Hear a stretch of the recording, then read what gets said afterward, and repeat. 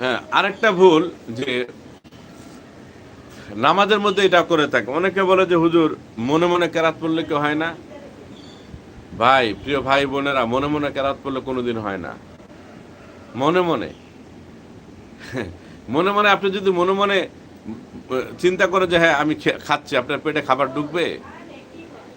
আপনি মনে মনে যদি এরকম মনে করেন যে আমি পানি পান করছি, আপনার পেটে পানি ঢুকবে? ঢুকবে না। তো মনে মনে যদি আপনি খান, আপনার পেটে খাবার ঢুকে না। মনে মনে পানি পান করলে আপনার পেটে পানি ঢুকে না। তাহলে আপনি কোরআনে কারীম নামাজে যদি আপনি উচ্চারণ করে তেলাওয়াত না করেন, মনে মনে করেন, আপনার নামাজ হবে না। আপনার নামাজ হবে না। বরং আমাদেরকে উচ্চারণ করে নামাজে তেলাওয়াত করতে হবে। সেটা আস্তে হোক আর জোরে হোক, উচ্চারণ করে নামাজে তেলাওয়াত করে দেবে। তেলাওয়াত করা লাগে, আপনি মনে মনে আউড়াইলেন, নামাজ হবে না। এই ভুলটা কিন্তু অনেকে করে থাকেন।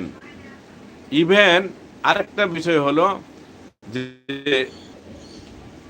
লাইভটি একটু সমস্যা করছে। প্রিয় ভাই বোনেরা, আপনারা যারা দেখছেন সবাই আমাদের এই চ্যানেলটিকে যারা সাবস্ক্রাইব করেন নাই, সাবস্ক্রাইব করে রাখেন। তো জামাতে যারা নামাজ পড়েন, ইমাম যখন ওয়ালা দলিন বলে, তো পিছনে মুসল্লিদেরকে আমিন বলার কথা হাদিসের মধ্যে এসেছে। এবং হাদিসের মধ্যে জোরে আমিন বলার কথাও এসেছে, আস্তে আমিন বলার কথাও এসেছে। এখন জোরে আমিন বলা, আমিন না যারা বলেন না কিংবা আস্তে বলেন, দুইটাই ঠিক আছে। কিন্তু কেউ কেউ আছে অনেকে মনে মনে বলে। ভাই, মনে মনে বললে কি তা আমিন হবে না?